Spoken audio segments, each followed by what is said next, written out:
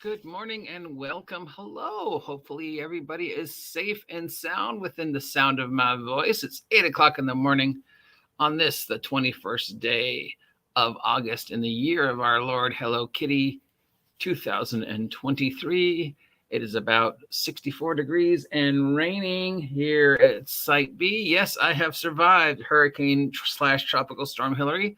I have survived the 5.0 Ojai earthquake. I have survived the cracks in the Ojai Dam. I have survived the fire in Santa Barbara. I have survived a weekend worth of arguments over safety tools. And I've even survived the never-ending fountain of bullshit that is Condor DM. Can I survive this week's tabletop role-playing game news? That's right, it's Monday. It is time to open up our logbook, take out our charts, set our sextants, I said sex, and chart our course for the week to take a look at the tabletop role-playing game stories that are going to set the course for another controversial week. And how many times can we mention Wizards of the Coast without losing our minds? So let's take a look at the stories that are shaping tabletop role-playing game. And not surprisingly, Wizards of the Coast has to stick their head in the, whatever. Okay, so the big news, of course, is this, and we still don't know what this means, but it was announced that D&D Beyond will be continuing to carry third-party stuff that they were already carrying. It's just been moved to a new section called patented content. Now, Wizards of the Coast would have you believe this is something new and different and exciting, something they've never done before, but so far of the titles that they have put into the parented content third-party product, it's stuff that was already on D&D Beyond. Literally, it never went away. So there's only one new thing. All right. So all the Matt Mercer products that Matt Mercer made for Wizards of the Coast, Wild Mount, the Adventure, the things, all those are there. The Rick and Morty thing is there. The Minecraft thing is there. And something called Sick Leave or something like that. It's an adventure for Big Bees that was on DM's Guild and is now also on the partner content.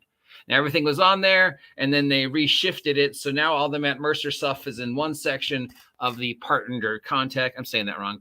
Partner content, and then the other three are in a different chunk. But basically, yeah, these are all things that are already on D&D Beyond. So it's not like they're new. It's not like, they're going, hey, we've never had these on D&D Beyond before, but look at us. We're finally embracing third-party content. It's like, no, the Rick and Morty was always on there, as was the Matt Mercer stuff and the Minecraft stuff. It never went away. You just moved it. The new thing is this. How did this end up, and what does it mean? Now, there's two possible ways to look at this. One way to look at this is Mercer and company have decided to stay loyal to Wizards of the Coast. Campaign 4 will be using D&D 6th edition 2024. And they have kind of just, the whole Illuminated Worlds Dagger to the Heart thing was just a joke. And, this is what they're going to go. And this is what a few people are going, yes, this means that, they're not leaving. They're not going to compete. They're going to stay loyal to 6E. So that's one way to look at this. And that's the one a lot of people are afraid of, is that they will stay loyal to 6th edition. It is a horrible business choice if they do. It makes no sense for them to stay loyal to Wizards, especially after the last year, and especially with the way Wizards kind of treats them. Wizards doesn't need, they don't need Wizards. Wizards needs them. So Wizards should really be offering them way more than whatever it is they are offering them, because there is no 6th edition without Critical Role.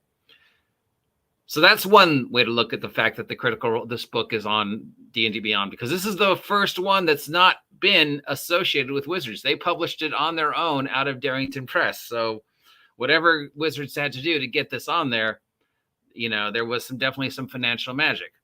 So that's one way to look at it. That they're going to. The other way to look at it is this is their way to finally say we are done with D&D. This is the very last project we're going to make using the D&D stat blocks, armor class, hit point, whatever. Whatever we make next will be completely by ourselves from our production company using our stats and our system, Illuminated World / Candle Obscura and Daggerheart. So here, take this, which has D&D stats in it, put it on D&D Beyond. It is our swan song, our goodbye, our final chunk. So that's the other way to look at it. That's the way I want to look at it. I want to look at this as this saying, yes, this has D&D shit in it, so it should be on the D&D site because whatever. But going forward, everything we're going to do is going to be on our site using Daggerheart or Illuminated Worlds. Or even if they continue to use OGL D20 and, they should be producing it on their own, have absolutely nothing to do.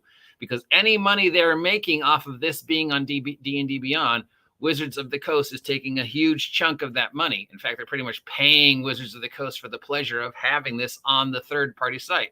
And Wizards of the Coast can go into it and change it. They can remove art. They can change text. They can do whatever they want because that is the way D&D Beyond is scheduled. And, we can't say anything about it. The fans can't do anything with it. Mercer and company can't do anything about it if Wizards goes in and changes the text. So there's no advantage to Critical Role for having this on the D&D Beyond because they've lost all control over it other than a small percentage of the money. It is every advantage for them to say, we are done with D&D. This is our final D&D product. We use the D&D stats, so it should be on D&D Beyond, but anything we make going forward is going to come out of our site and be 100% controlled by us. So that's what we're hoping for. We will see if I am right or if I'm wrong. Level Up 5e announced their advanced 5th edition starter set Kickstarter. The Kickstarter is now live, it says, which I don't think is true because I signed up to be notified. And no, it's not live yet. Dude, you would think you would know whether your thing was live on 5e or yet. No, it's not live yet. They're still in the waiting period. So this will be the boxed beginner starter books for the Level Up Advanced 5th Edition game that's been out for a while now. It gets the least amount of press, probably because during the January OGL disaster, Ian Publishing didn't get involved. They just, nothing. They just said, we're still making our shit. The OGL doesn't affect us.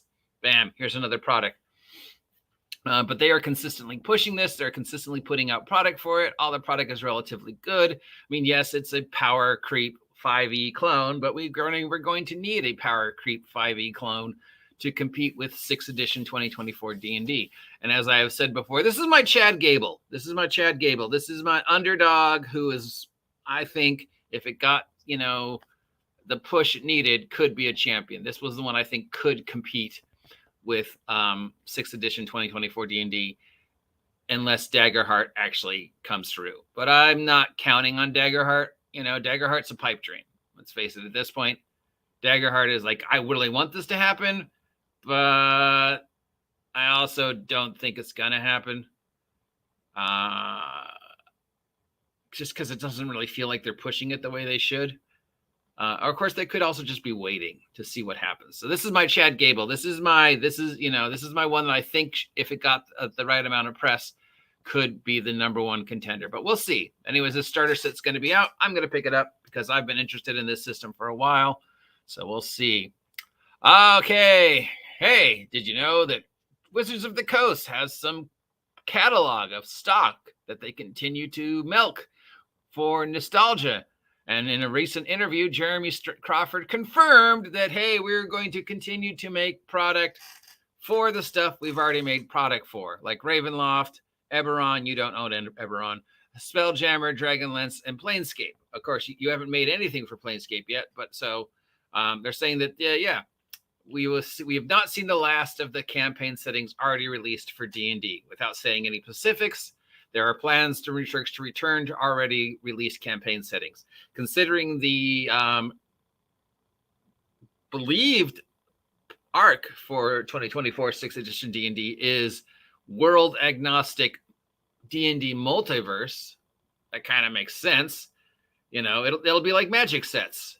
There'll be small little chunks scattered throughout various product mentioning the worlds. We'll have the Vecna Unbound storyline going through all of 2024, supposedly. We'll have the multiverse storyline going through 2024, supposedly. And throughout that, there will be little bitty chunks of stuff mentioning Spelljammer, mentioning Ravenloft, a chapter or whatever. But as for actually seeing new product for Ravenloft, I doubt it. Actually seeing new product in 2024 using 6e for Eberron, I highly doubt it, because I don't think Keith is happy with him. Spelljammer, Dragonlance, I don't know, maybe. Or they could just regurgitate stuff they've already done using the new rules, claiming, oh, I know we said that, Ravenloft would be backwards compatible with 2024 D&D, so you wouldn't need to buy a new version of Ravenloft. But here's the 6th edition 2024 version of Ravenloft, because, yeah, it's different enough that you do have to buy a new version of it. Which, knowing Wizards of the Coast, is more likely what's going to happen. So ignore everything I just said about multiverse and just figure what they're going to do is, oops, I know we said it was backwards compatible. Turns out it's not. You have to buy it again. Oh, silly us. Pathfinder Galaspire Survivors video game has launched on early access on Steam, and it will go 100% live on September 14th. Early access in the video game is kind of like play testing for a role-playing game. You can download it, play through 1 or 2 levels. It'll be glitchy, and it might have, bugs and stuff because it's not finished, but it's a chance for you to see it, and it's a chance for them to look at input from players and make changes. If anybody wants to see me take a break from playing Minecraft and play this instead, let me know, because I'm kind of interested in this. But yeah, if you want a chance to jump in early and get all that beta tester goodness, this is live on Steam. Chaosium has released 2 new titles for RuneQuest. Yay, RuneQuest. There's a game that you don't hear much about anymore. You can play a duck in RuneQuest. Think about that. Player character ducks. Each of these books expands upon the pantheon that exists in RuneQuest currently. So if you want to add some religious fun to this, cool. Yay, RuneQuest. Free League has finally announced the launch of its Dragonbane core box set, the first official language version of the landmark Swedish RPG Drak och Demon, Dragons and Demons. It's a 1982 classic D&D game that was big in Eastern Europe. It was basically their version of D&D, as big as D&D is here in the United States. Drak och Demonar was that big in Sweden and in Eastern Europe and places like that. So Free League has been pushing this box set and this re-release for at least 2 years now. Not a day has gone by that I have not seen a post for this on the Free League site. So they really, really, really want people to take advantage of this. It is a D20 system. It is not 5e, though. It is not using Year Zero.